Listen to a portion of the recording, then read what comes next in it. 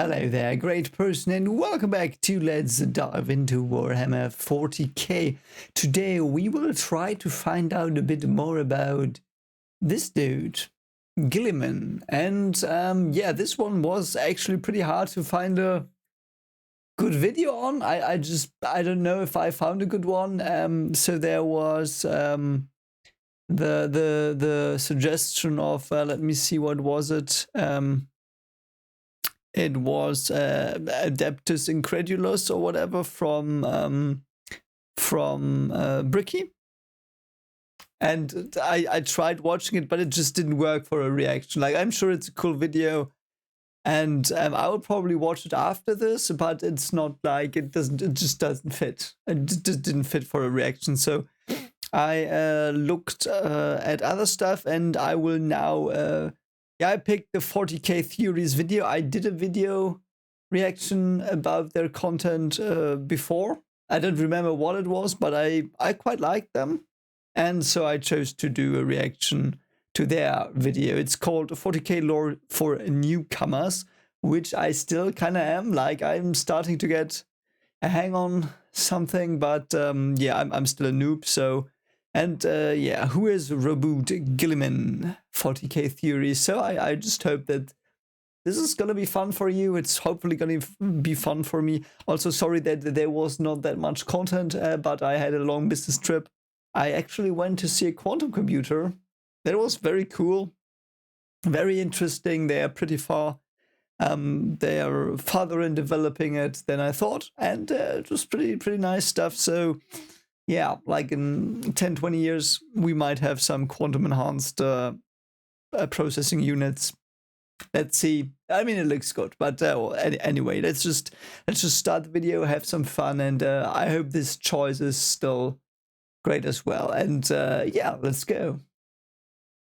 So yes, here we are. As always, please, before you watch my reaction, of course, watch the original video. See it on your own, and then yeah, watch this reaction, of course, and don't forget to like and subscribe, and yeah, comment on what you thought about this, and also don't forget to like and subscribe to the original content creators, like their original stuff. You know the drill. Let's just go. I can't wait. Yeah, I haven't watched Warhammer video for such a long time now because of the stupid business trip. Let's go. Roboute Guilliman. This video... oh, it apparently didn't start in the beginning. Perhaps because of the thumbnail that like runs through automatically. I don't know, but... okay. Brilliant.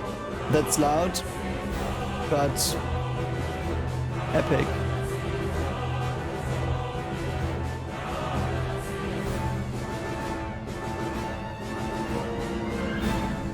Okay, that was an enigmatic intro. Hello everyone. Okay, this it's is a bit loud. Red from 40k Theories. And this is an arena. And welcome to this new episode of 40k Lore for Newcomers. For this episode, nominated on Patreon by Asperties, we will be taking a brief look at the Ultramarines Primarch, Roboute Guilliman. Guilliman! This video will be a brief overview for certain events that may be explored in greater depth within additional videos in the future. Yeah, but I just, for your information, I just want to get a rough understanding about Guilliman, because I've heard some stuff about him. Like, I know, of course, he's back. I know he's trying his best to currently fight the Tyranids and stuff like that, if I recall correctly. So I know some stuff about him, and he looks like Caesar a bit, and he's the leader of the Ultramarines. So yeah, that's what I know. But anyway, let's see. So without further ado, let's begin. Yes, please. Tell me. The warrior who acts out of honor cannot fail. His duty is honor itself. Even his death, if it is honorable, is a reward and can be no failure, for it has come through duty. Seek honor as you act. Therefore, and you will know no fear.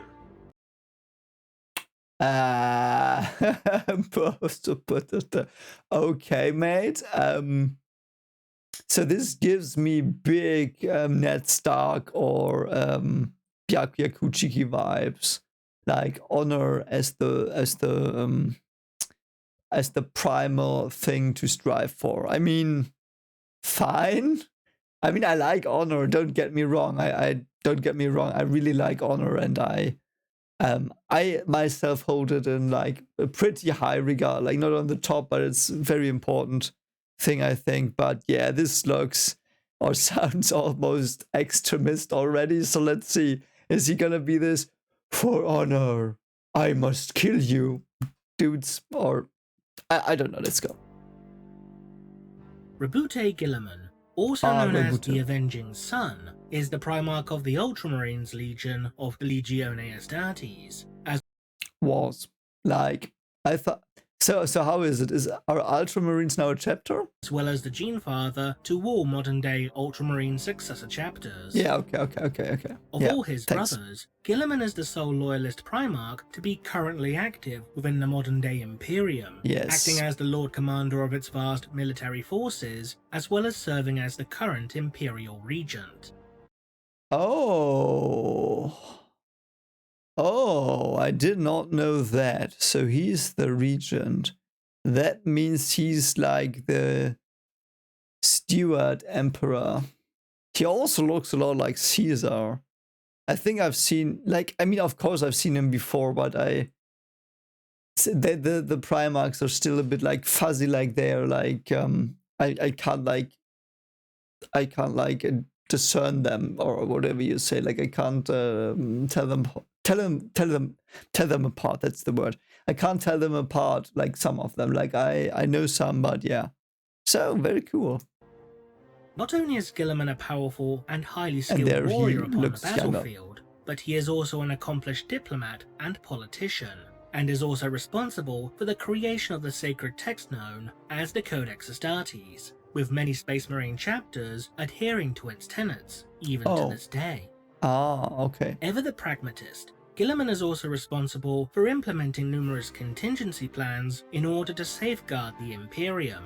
Ah, Whether okay. such plans involved his attempts to preserve as much of his father's Imperium as possible, or the development of an entirely new breed of Space Marine, Guilliman will plan for any potential eventuality, so that the Imperium and its countless billions of citizens will always be protected from any that may dare assail it. Okay, so he's Urahara. Like he's got a plan A through Z, and then he still has the Greek alphabet and the Cyrillic alphabet or whatever, and the Japanese alphabet, and he's got thousands of plans, and he just makes sure that he will succeed in the end. And bad luck will probably still F him up. But yeah, that's cool. Okay, I like that. Following his return during arguably the Imperium's darkest hour, Guilliman has achieved victory after victory, becoming a beacon of hope for humanity and a shining ray of light in a time of uncertainty and darkness. That's good. Man never changes, so war never changes. Okay. Man never changes, so war never changes. But war is not about man in this universe. That's the thing, it's not about man.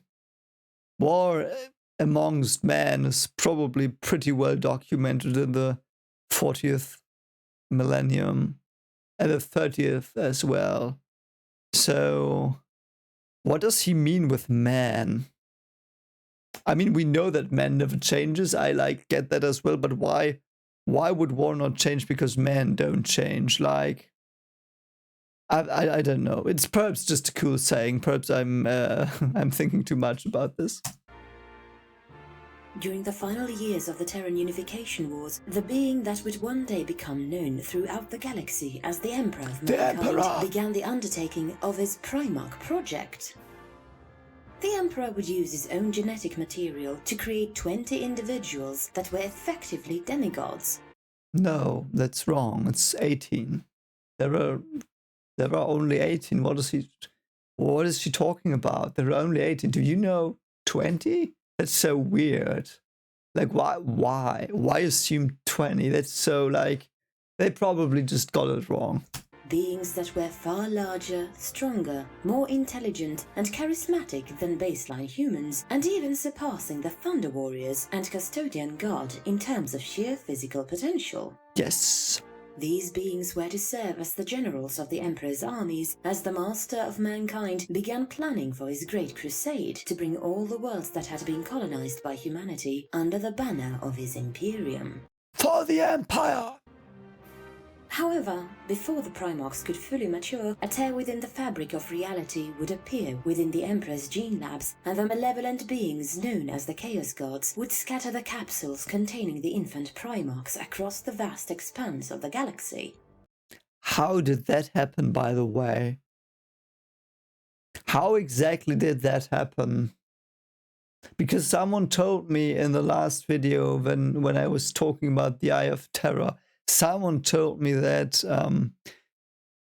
rifts in lifts in the fabric of space-time that let the warp through are not necessarily like planned. Like they are like weird and random.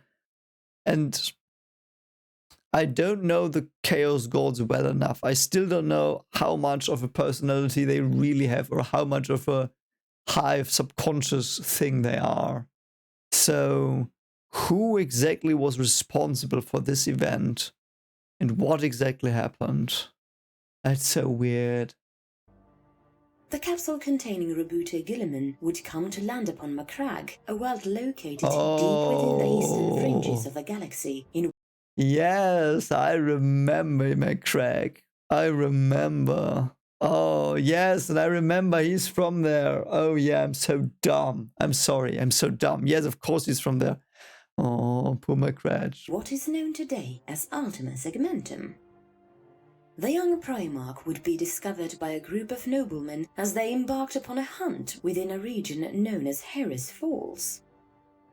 Unsure of what to do with the child, but unwilling to abandon him, the nobles would bring the child before one of the two ruling consuls of Macragge, a man named Connor Guilliman.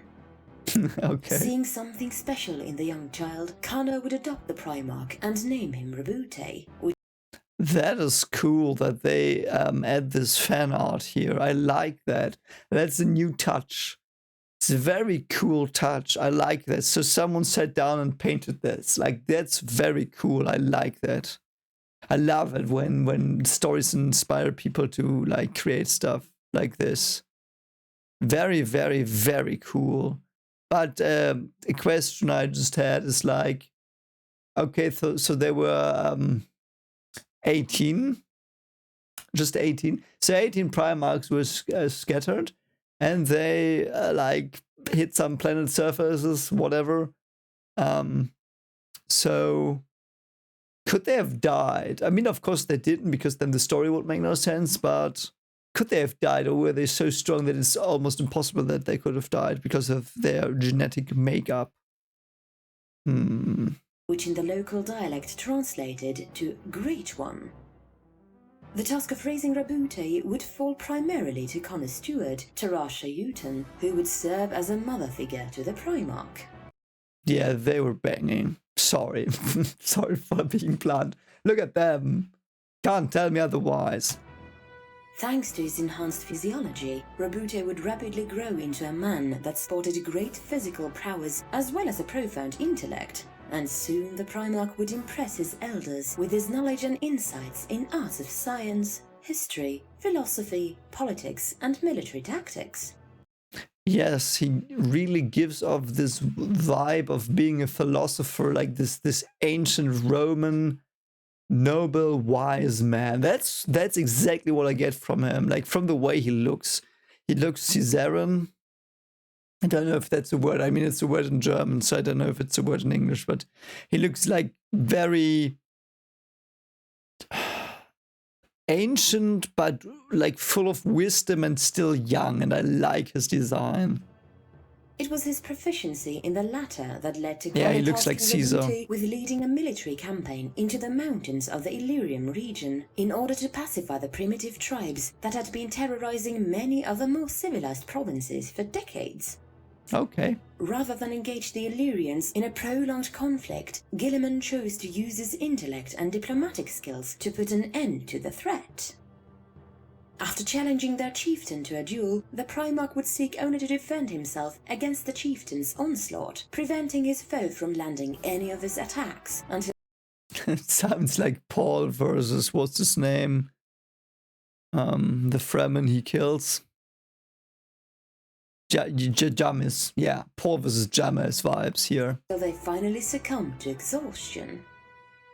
Rather than slay his opponent, Guilliman chose to instead return a sacred artifact that had been stolen from the Illyrians centuries ago. Impressed by this act, the chieftain would agree to end his campaigns of terror, vowing that he would one day become like the Primarch. Oh, that's actually Guilliman cool. would return to the planetary capital of Civitas, but instead of celebrating his victory, the Civitas, that means like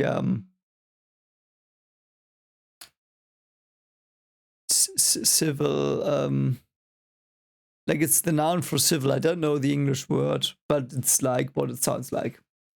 Now that I said it, I realize you probably already knew, because in English it's very close, but in German it wouldn't be that close. So yes, you knew, but yeah, Civitas is of course like the cradle of civilization or whatever. Like not directly, but that's like the gist. Like it's a very civilized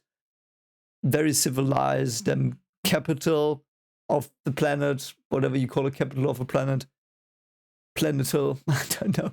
And that's again adds to this Roman vibe, this Greek Roman vibe. The Primarch would discover that the city was in a state of ruin and anarchy. Bands of mercenaries and ruffians in the employ of Galen, the other consul of Macragge, and a bitter rival of Connor, ransacked the city and were laying siege to its consul house. Oh no. The Primarch would lead his forces into the city to crush these mercenaries in hopes of ending the chaos, and Roboute would fight his way inside the consul house in hopes of reaching his father.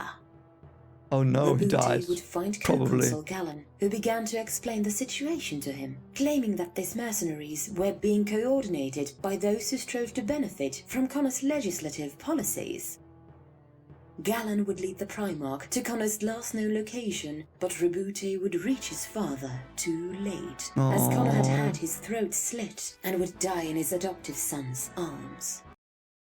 How can you still live when your throat slit? That makes no sense, but I bet it was a lot more tragic, and that little fact shouldn't have thrown me off. Like here he is he clearly has his intestines missing, which is fine, you can live with that for like 10 minutes. But like throat slit? Come on, mate. But yeah, that aside, that's very, very sad. But I like it because it's a very classic element of storytelling. Your father dies, your honorable father dies, you try to be honorable. Like that's very cool. Like this kind of backstory really fits with what little I know have learned about Roboute. So that's very cool. I like that. Galen I also would still tell like the Roboute drawings. that the two of them needed to reach the Senatorium for an emergency meeting of the various magistrates, with Galen suggesting that he should be appointed as the world's sole consul in order to help bring the world back into some semblance of order. Well, it didn't help much because you were gobbled up by tyranids. Reluctantly, Guilliman would agree, and the pair would make their way to the Hall of Concord. Before entering, Galen would advise the Primarch to change into civilian robes, as seeing the Primarch dressed in full military regalia would serve only to anger and unsettle the assembled nobles, with Guilliman concurring with the consul in this matter.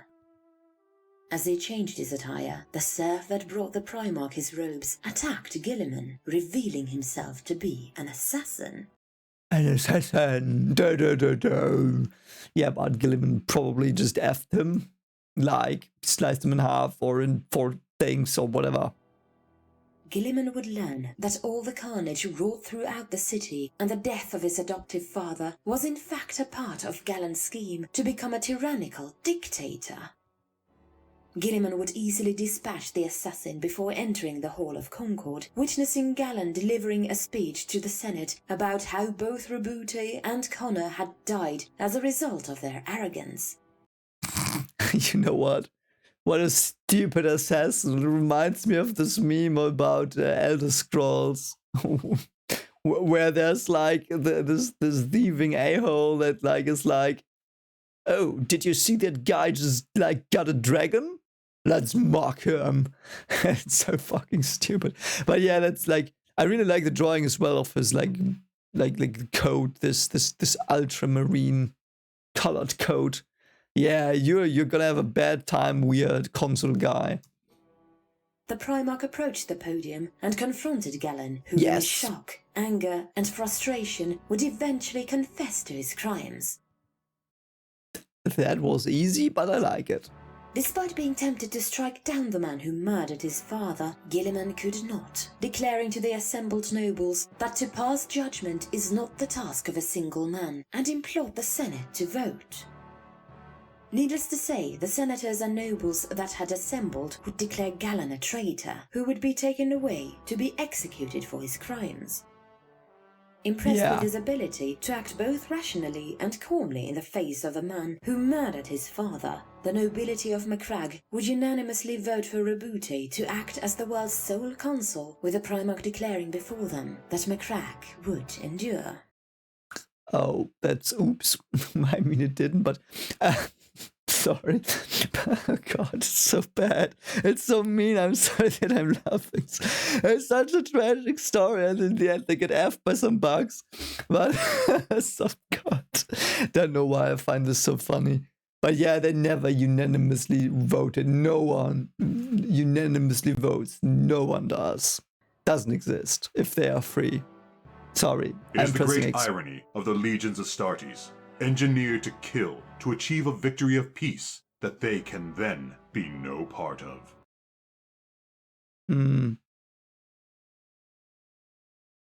That's interesting. Yes, he's right. I never thought of that, even though I should have. I definitely should have thought of this.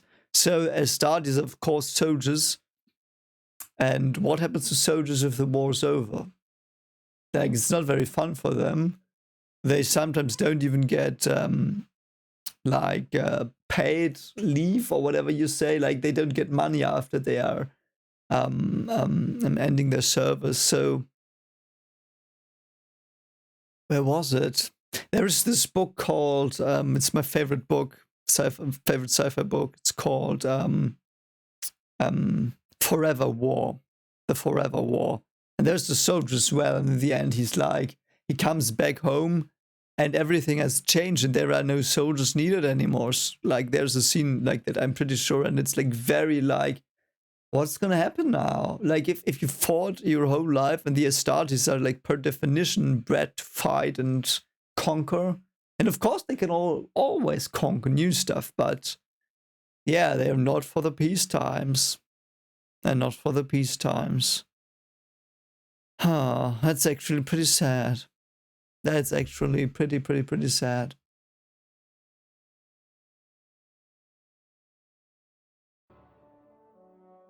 As Guilliman was conducting his campaign against the Illyrians, the Emperor of Mankind would hear of the Primarch's existence when his fleet reached the world of Espandor. Concluding that Guilliman was one of his Primarchs, the Emperor would set course for Macragge, although it would take roughly 5 years for the Emperor's forces to reach the world due to the unexpected onset of an intense warp storm. Okay, so can he feel them or did he just deduct it from fact and logic? You know? I think I've heard somewhere that the Emperor could feel them or something like that in proximity, but that might also be complete bullshit. And I might just imagine that. So please tell me in the comments, could the Emperor like tell in a weird way through the warp or something? Like, at least in roughly? Could he do that? Or is that not something he could do? During his time as the ruler of Macragge, Roboute Guilliman would begin establishing trade links with hundreds of nearby worlds throughout the sector.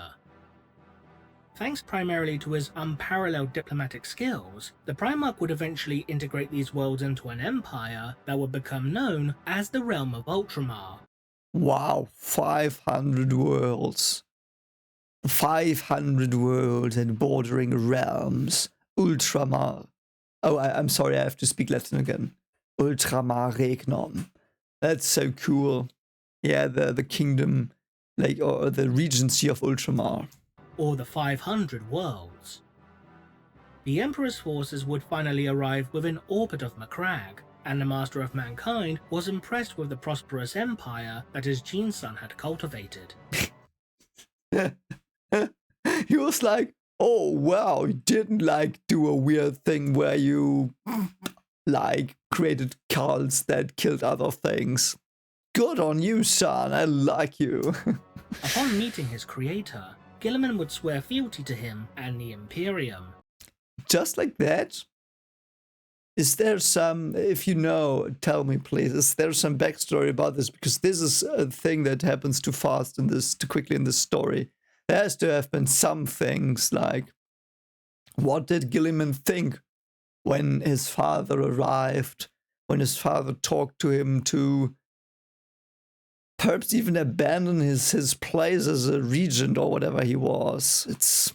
I want to know that. And the Emperor would grant the Primarch command over the 13th Legion of the Legione Astartes, those crafted from his gene line. The Primarch would rename his legion to the Ultramarines and establish Macragge as the Legion's new homeworld. Guilliman would lead the Ultramarines in hundreds of campaigns, and thanks to the Primarch's keen tactical genius, not only would the Legion bring a higher number of worlds into compliance than most of the other legions, but the Ultramarines would suffer comparatively few casualties as a result.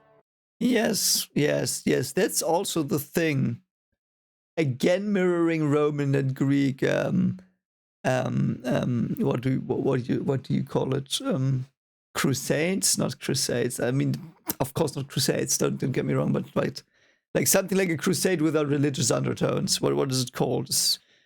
Campaigns. Is it a campaign? Is it just called a campaign?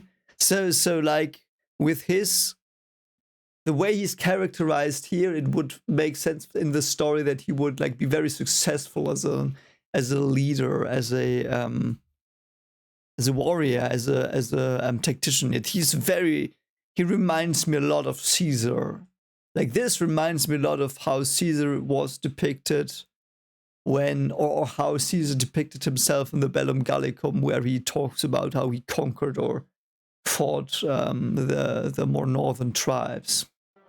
While Guilliman would grow to respect most of his brothers, four in particular he would hold in particularly high esteem.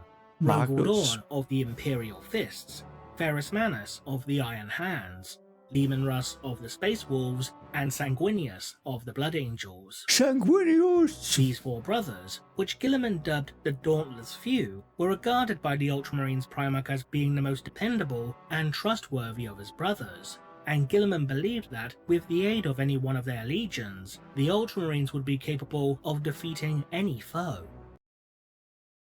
Oh no. That's so unfortunate.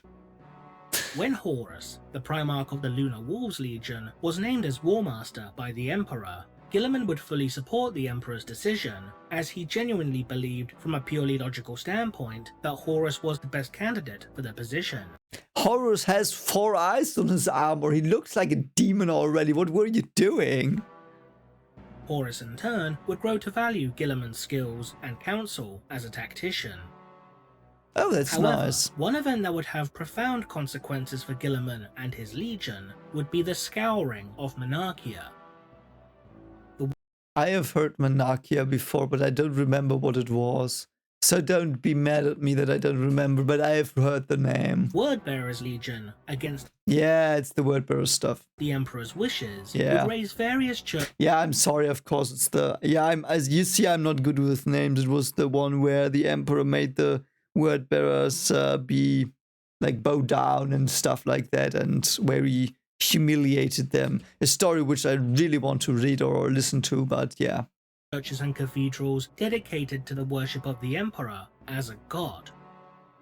The Ultramarines would be tasked by the Emperor with destroying the holy city of Monarchia upon the world of Kur, to show the Wordbearer's Primarch, Lorgar, that such religious veneration and superstition would not be tolerated within the Imperium. Oh, it was the Ultramarines. I probably already knew that. Like, in the World Bearer section of Bricky's video, I think it was Bricky, or who was it? The person who did the like all legions. It was probably said there, and I'm pretty sure it was said there now, but I might misremember. But yeah, it's interesting to like how it fits together and how we now go to Malakia or whatever it was called from the other perspective. I like that a lot. In the wake of the city's destruction, the entire Wordbearer's Legion would seek to confront the Ultramarines over their actions. Who won? However, upon their arrival to the world, Lorgar would be reprimanded and humiliated by the Emperor in front of his Legion, Malcador the Sigillite, and Roboute Guilliman. In private, Guilliman would admit that he disagreed with his Legion being used as a tool to shame his brother, and that such an act had genuinely upset him. Yeah, it's dishonorable. While this course of events would inevitably drive a wedge between the Ultramarines and the Wordbearers, Lorgar's faith in the Emperor himself would be irreparably broken. Yeah. In turn, this would eventually lead to one of the most brutal and violent conflicts to occur during the Horus Heresy. Yeah, that's true. What does not kill me is not trying hard enough. What? That is so badass. Oh, what the frick? Oh, that's such a badass line. I love it. Oh, that's so cool. What does not kill me is not trying hard enough.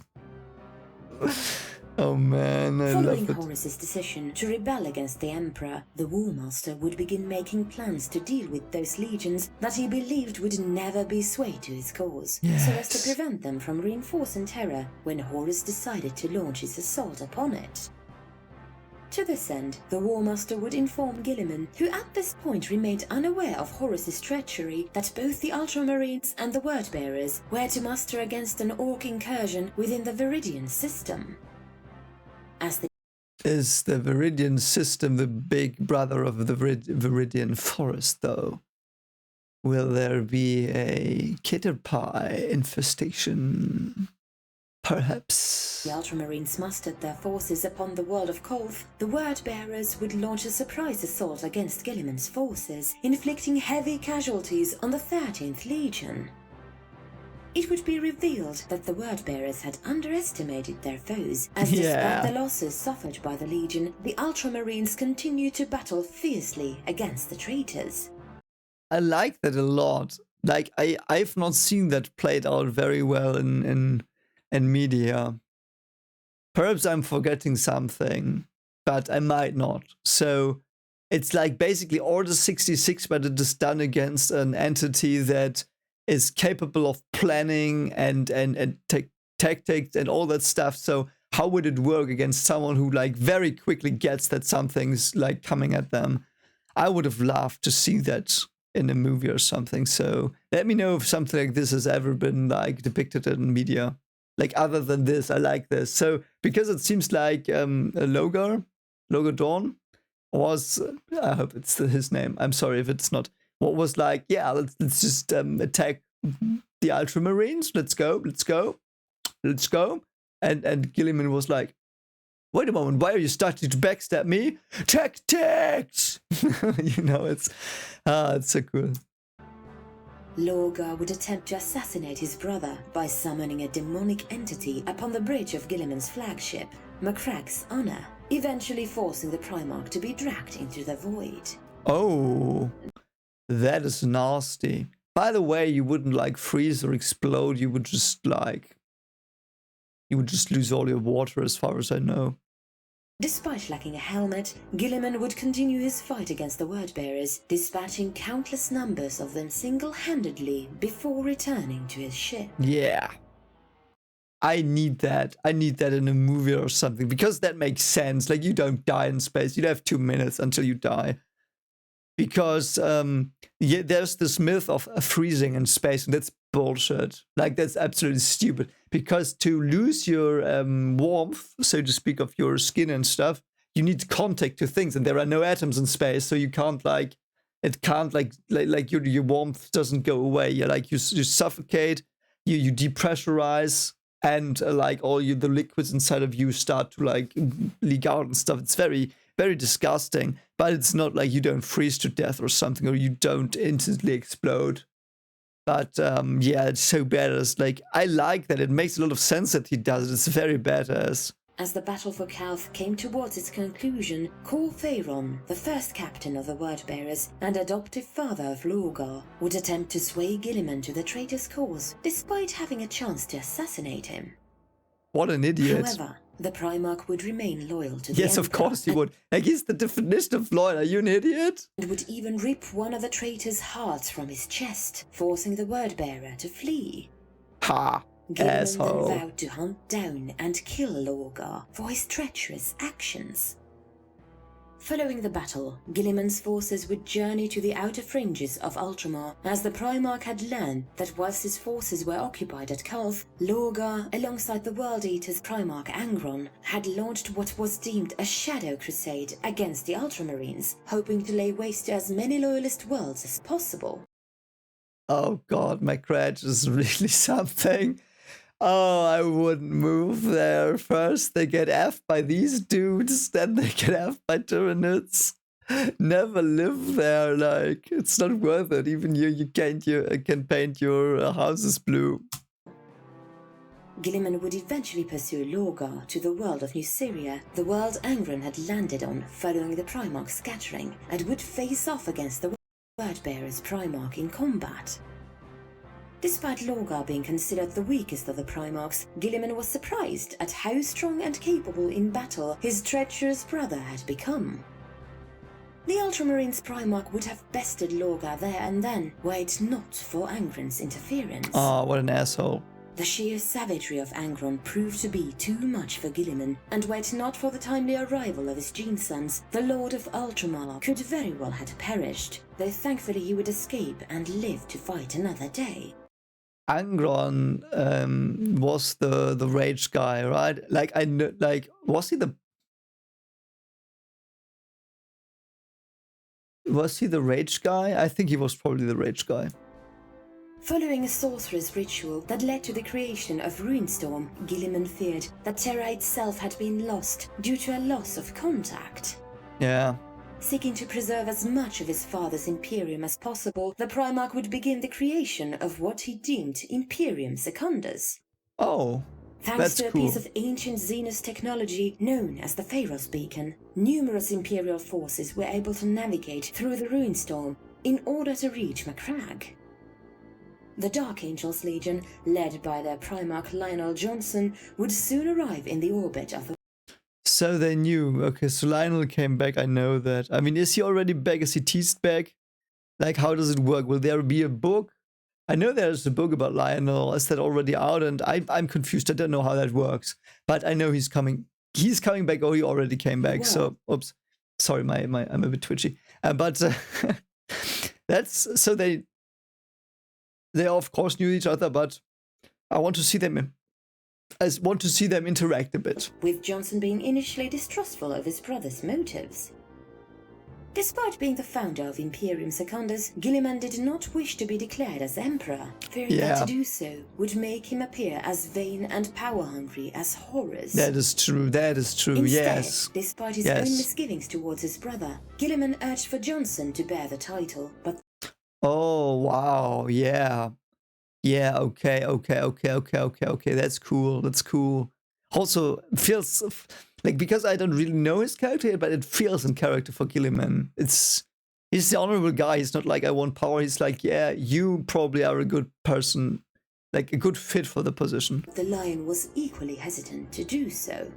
Yeah, because During this they are not particularly idiots. turbulent time, Guilliman would come close to death a number of times. Why? A squad of Alpha Legion warriors disguised as Ultramarines would unsuccessfully attempt to assassinate the Primarch. When Conrad Kurtz, the Primarch of the Night Lord's Legion, was discovered to be active upon Macragge, both Johnson and Guilliman would battle against their brother. Wow. Kurtz was... Why would he do that, though? I know Kurtz. You know, we've watched that video, but why would he do it like this, obviously, and what exactly did he have against them? like, I know his way. Like, he's the ultimate, what would you say? What is it called? Like, he's for justice or for law or something, if I remember correctly. So what happened there? Despite outnumbering and outmatching their traitorous brother, the two loyalists would almost be slain when Kurtz lured the pair into a trap, detonating a number of explosives in an attempt to collapse a building on top of Guilliman and Johnson. So he vetoed them? Thanks to the swift actions of the loyalist Iron Warrior Roboute Guilliman, Guilliman and Johnson would be transported to the world of Sutha, where the Pharaoh's beacon was located. Sutha? Guilliman would then journey back to Macragge with Johnson, where they would discover that the Blood Angels Legion had also reached the world. The Blood Angels Primarch Sanguinius would reluctantly allow himself to be declared as the ruler of Imperium Secundus, but instead of holding the title of Emperor, Sanguinius would declare himself as Emperor Regent. Yeah, they never would dare to do that. None of them would dare, like, none of the lawyers would dare to call themselves Emperor Second or whatever. Never. But that's interesting. I didn't know that Guilliman and Johnson were so close in the story. That's cool. That is very cool. During this time, Guilliman and Johnson would continue to butt heads with one another politically. Yeah, like, but I get the feeling that it is just a bit of infighting and skirmish. Like, they don't hate each other. They just are completely different Primarchs people. And they have different values and stuff, but I think they still feel they are brothers, but could be completely wrong here. It's just the feeling I get, nothing that they said. When a series of insurrectionist uprisings began to manifest across Macragge, Johnson would express to his brothers that he believed that Kurtz was the instigator of these rebellions and would begin to obsessively hunt for the Night Haunter. Okay. When an Astartes convoy was attacked by rebels, Johnson, against Guilliman's wishes, would take it upon himself to implement martial law. Yeah. While Kurtz would eventually be captured by Johnson, Guilliman insisted that their treasonous brother be given a public trial, to which Johnson would reluctantly acquiesce. Okay. Guilliman and Sanguinius would force Johnson to leave, at least temporarily, when the Dark Angels Primarch almost slew Kurtz during the trial. Eventually, after learning that Terra still stood, Guilliman and his brothers agreed to try and navigate the Ruinstorm in order to reinforce the world against the inevitable Traitor Legion assault. Yeah. Imperium Secundus was officially resolved as the three legions began to head for Terra. Couldn't they just say that Imperium Secundus is something like what's it called? Like an outpost state or an outpost state of the Empire and still be part of the Empire and still under Imperial control, but wouldn't that be like the most sensible thing to do so no one is really pissed? Because they all like they all did it anyway because they thought the Empire was gone. Now that it's there again, I know that, like, my point is just why resolve it? Why not like incorporate it and like put it under the Empire again?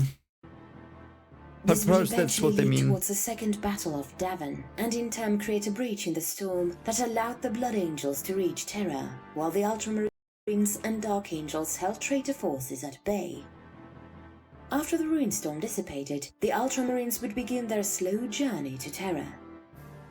Despite his best efforts, Guilliman would ultimately arrive too late to participate in the defense of the world. But thankfully, Loyalist forces would triumph over the traitors, and Horus would be slain by the Emperor. Yeah. But Sanguinius made it through, I think, if I remember correctly, so at least they did something. In the aftermath of the heresy, Guilliman would begin to implement a number of contingency plans so that events similar to those of the Horus Heresy could never unfold again. Yeah, he's the guy for that. The first of these would be through the introduction of his Codex Astartes, which would break down the legions into a number of smaller chapters so that no one man could wield the power of a legion. That's a bit ironic, seeing that he now holds the power of like dozens of legions because he's like the commander-in-chief of the Empire currently. So, like, he became what he wanted to fight. The second In a would be way. to begin the development of an entirely new breed of Space Marine, which could be unleashed to aid the Imperium in its darkest hour. With the aid of the Archmachus Dominus of the Adeptus Mechanicus Belisarius Call, Guilliman would initiate what would become known as the Primaris Project. Yeah, I heard of that a lot.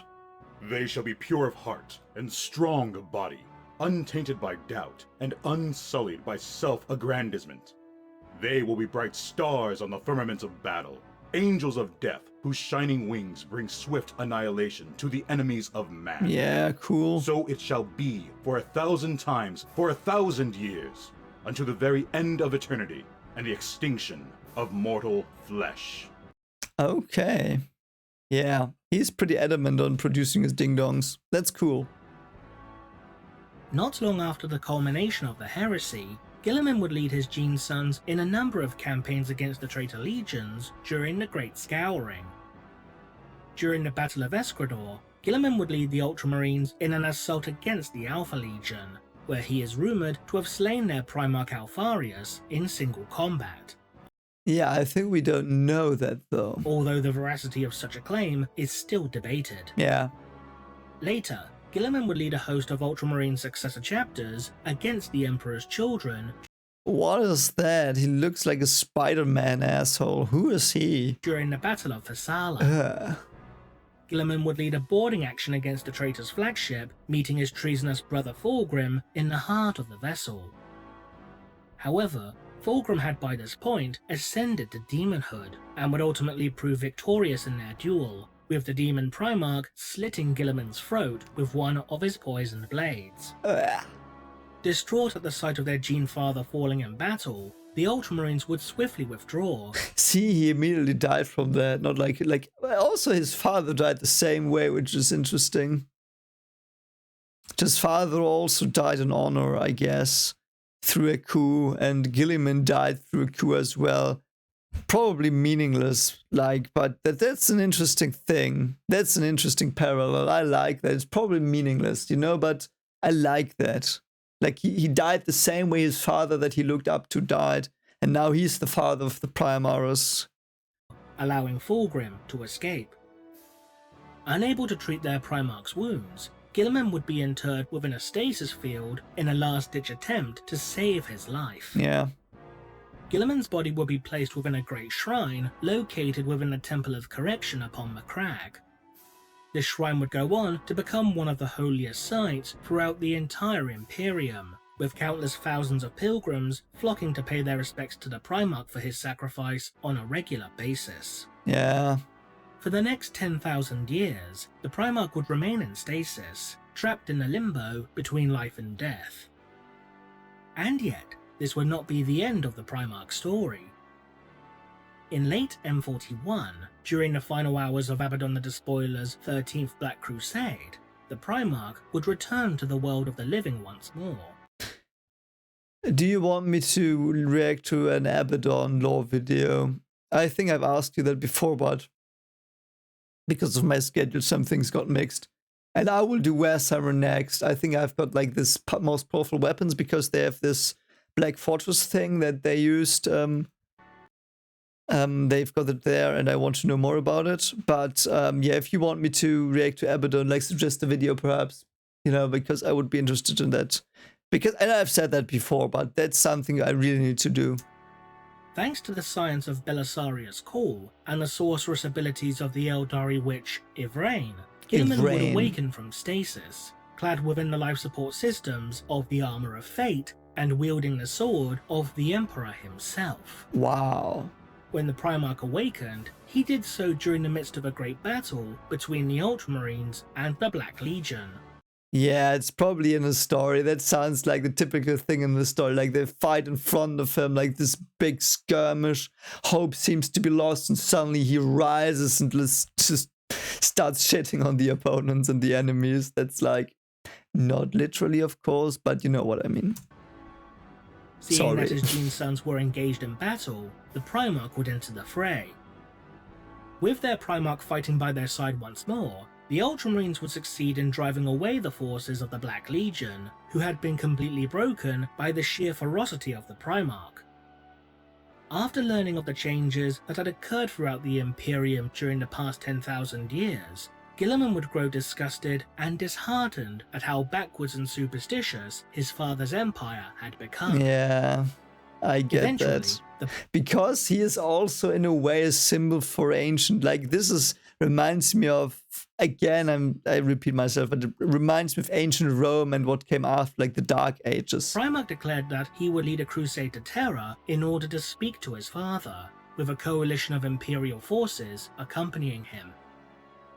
During the course of this crusade, Guilliman would liberate numerous worlds from the taint of chaos.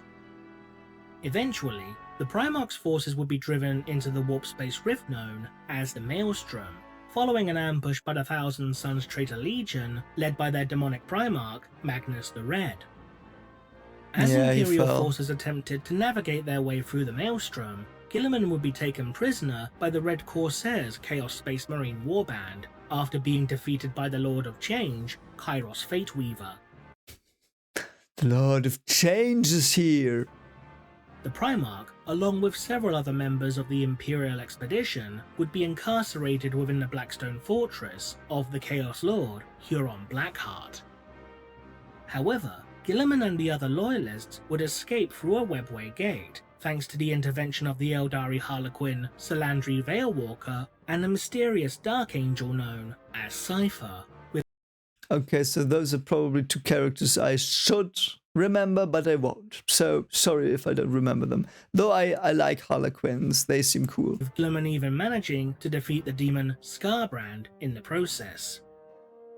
Eventually, Guilliman and his forces would exit from the webway onto the surface of Luna, Terra's moon. Yeah. Before the portal could be sealed, however, the Thousand Sons would emerge behind them, leading to a fierce battle between Imperial and traitor forces. Wow, okay. The two Primarchs would engage one another in a fierce duel as the battle raged around them, and Magnus would come close to overwhelming his brother. But thanks to the timely arrival of reinforcements from the Adeptus Custodes, Sisters of Silence, and the Imperial Fists, the Thousand Sons would be forced to withdraw. Yeah.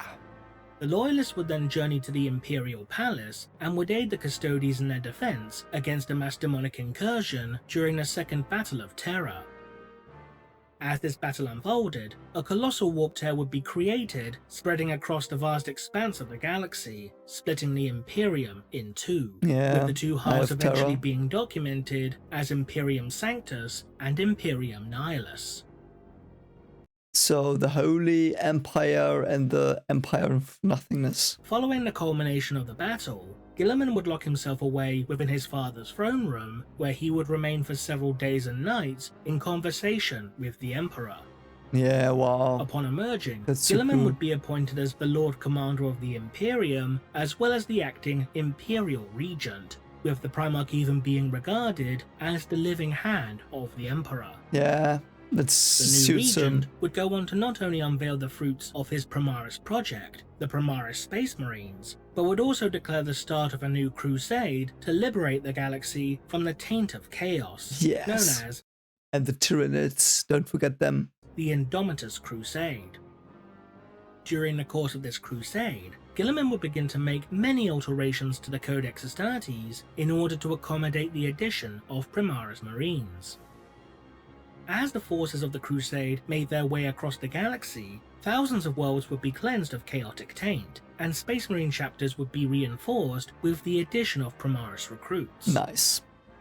As the Crusade made its way into the Baal system, which was located within Imperium Nihilus, the Primarch would name Dante, the chapter master of the Blood Angels, as the regent of this darkened half of the Imperium. Guilliman would eventually return to the realm of Ultramar following the news that the demon Primarch Mortarion and his Death Guard Legion had launched a series of assaults against it. Yeah, okay.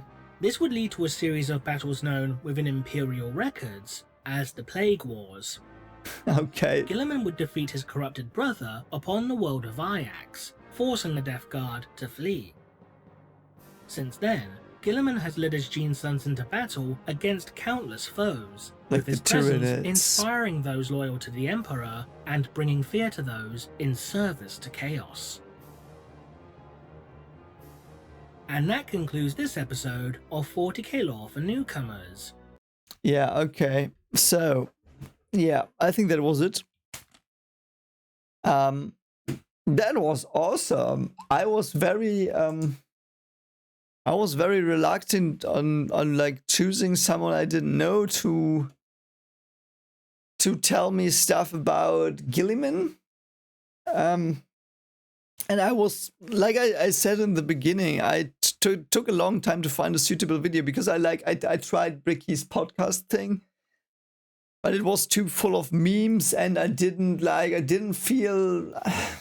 It's probably pretty fun, and I will listen to it on my own, I think, to get some stuff. But to be honest, it was not. I wasn't in the mood. It didn't get me in the mood of lore, but that's probably okay. Like, I love Bricky. Bricky's cool. Like, I hope he does a new video soon, by the way. I would love to see another one. But yeah, this was awesome. That was very detailed. I like the images. I like that some might have been drawn by themselves. So if they did draw them themselves, very good. I love that. That is so much work. Like, that is a lot of work. Like, I know how shit I am at drawing things. That was brilliant. And I think I got to know a lot more about Guilliman. I probably didn't know that, I didn't get to know everything. Of course not. You can never learn everything. But I think there are many things I now understand a lot better. And I really, really like his character. Because I like Romans, I like Caesar as he is depicted, at least in most things. Sometimes, like, he probably was a giant dick in real life, but like in the stories, he's like exactly what Guilliman seems to be in many ways. But Guilliman even seems to be less flawed, and I really like this idea. I really like the storyline, and I really like him as a character. I think there are some things I would have loved to see, like. Because we all know this is like show don't, it's like show don't tell, and of course they didn't show stuff here sometimes, which would have like given me a better understanding. But that's completely fine for a lore video. They don't need to do that. So thank you so much for doing this video. Again, shout outs. The channel was 40k Theories. They did a brilliant job, I think. And yeah, next is probably going to be Warhammer with his weapon stuff. Can't wait for that. And I will discuss that one a bit more with the glasses of a physicist. I don't know if you say it like that. It's a German saying, translated and probably wrong. But yeah, so I will do that next. And anyway, yeah, I hope you like this video.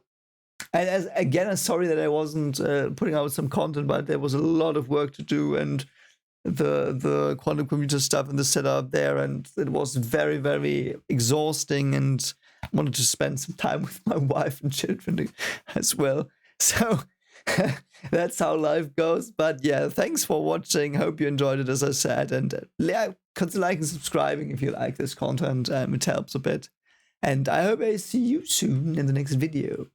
Take care of yourself as always. Bye.